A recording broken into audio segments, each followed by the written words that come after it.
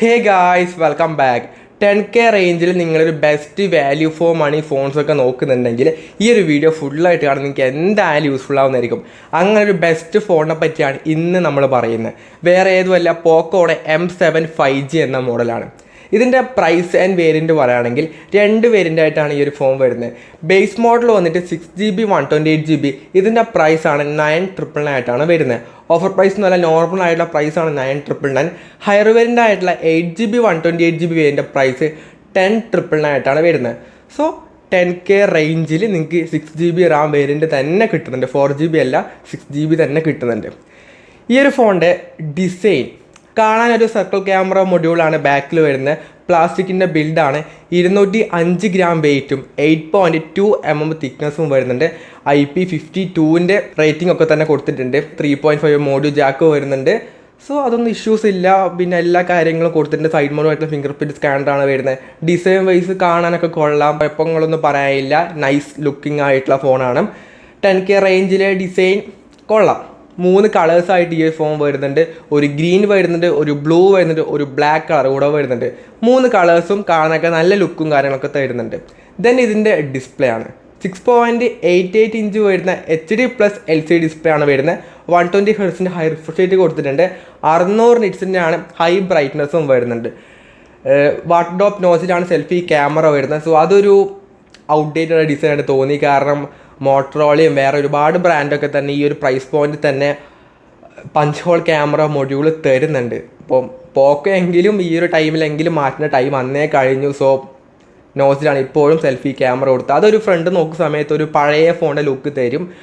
അത് മാത്രമാണ് ഡിസ്പ്ലേ പറ്റിയൊരു ഇഷ്യൂ ആയിട്ട് പറയാനുള്ളത്. പിന്നെ ഫുൾ HD റെസൊല്യൂഷൻ ഇല്ല. ആകെപ്പാട് ഈ റേഞ്ചിൽ മോട്ടോറോള ഫോൺ മാത്രമേ ഫുൾ HD റെസൊല്യൂഷൻ കൊടുക്കുന്നുള്ളൂ.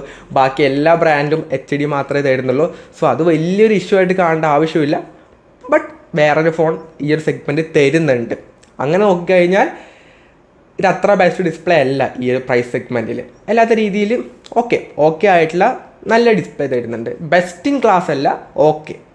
ദെൻ ക്യാമറയാണ് 15 MB ഒരു സോണിയുടെ റിയർ ക്യാമറ ആണ് വരുന്നത്. അതും സോണിയുടെ IMX582 എന്ന സെൻസറാണ് കൊടുത്തുള്ളത്. 2 MB ഡെപ്ത് സെൻസറും റിയറിൽ വരുന്നുണ്ട്.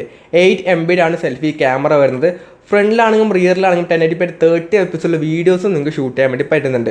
സോ ക്യാമറ വൈസ് എങ്ങനെ ഉണ്ടെന്ന് ചോദിച്ചു കഴിഞ്ഞാൽ ഒരു 10K റേഞ്ചിലൊരു ഫോണിൽ കിട്ടാവുന്നതിൽ നല്ല ക്യാമറ ഈ ഒരു ഫോണിന് വരുന്നുണ്ട്.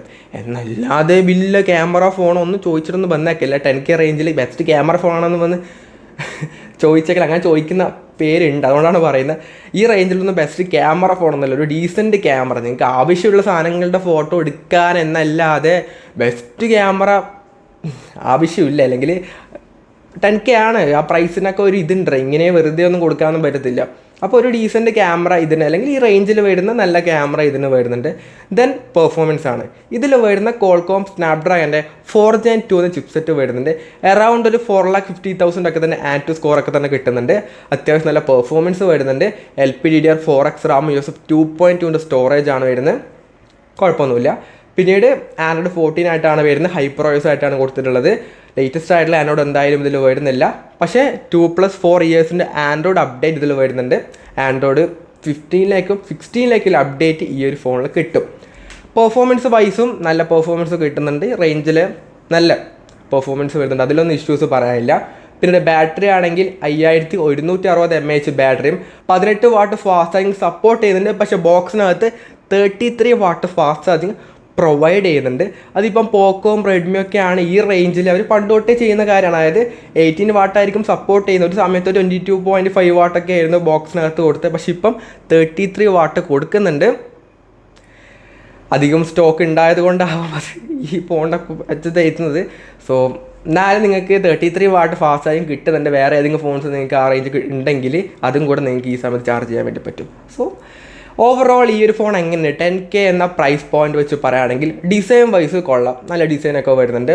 ഡിസ്പ്ലേ വൈസും നല്ല ഡിസ്പ്ലേ ആണ്. നല്ല ക്യാമറ വരുന്നുണ്ട്. നല്ല പെർഫോമൻസ് വരുന്നുണ്ട്. നല്ല ബാറ്ററി വരുന്നുണ്ട്. എല്ലാം കൊണ്ടും ഒരു best value for money phone തന്നെയാണ് പോക്കോയുടെ M7 5G എന്ന ഫോൺ. വലിയ ഇഷ്യൂസ് ഒന്നുമില്ല. എന്ന് വെച്ച് കഴിഞ്ഞാൽ ഈ പ്രൈസ് റേഞ്ചിലെ ബെസ്റ്റ് ഫോണൊന്നുമല്ല കേട്ടോ. ബെസ്റ്റ് ഫോൺസിൻ്റെ ലിസ്റ്റ് എടുത്തു കഴിഞ്ഞാൽ എന്തായാലും ഈ ഫോൺ ഉണ്ടാവും. അല്ലാത്ത രീതിയിൽ വേറെ ഒരുപാട് നല്ല ഫോൺസ് ഉണ്ട്. ഇതിനെക്കാട്ടി ബെറ്റർ ഫീച്ചേഴ്സൊക്കെ തരുന്ന മോട്ടോറോള ഫോൺസൊക്കെ ഉണ്ട്. അപ്പോൾ ഞാൻ ഇത്രയേ ഉള്ളൂ. അപ്പോൾ നിങ്ങളുടെ ഒപ്പീനിയൻ എന്തായാലും താഴെ കമൻറ്റ് ചെയ്യാം. ഈ ഒരു വീഡിയോ ഫുള്ളാണെങ്കിൽ ലൈക്ക് ചെയ്യുക, ഷെയർ ചെയ്യുക, സബ്സ്ക്രൈബ് ചെയ്യുക. സോ ഇറ്റ്സ് ഫണ്ടമിനോ സൈനിങ് ഓഫ്. ബൈ.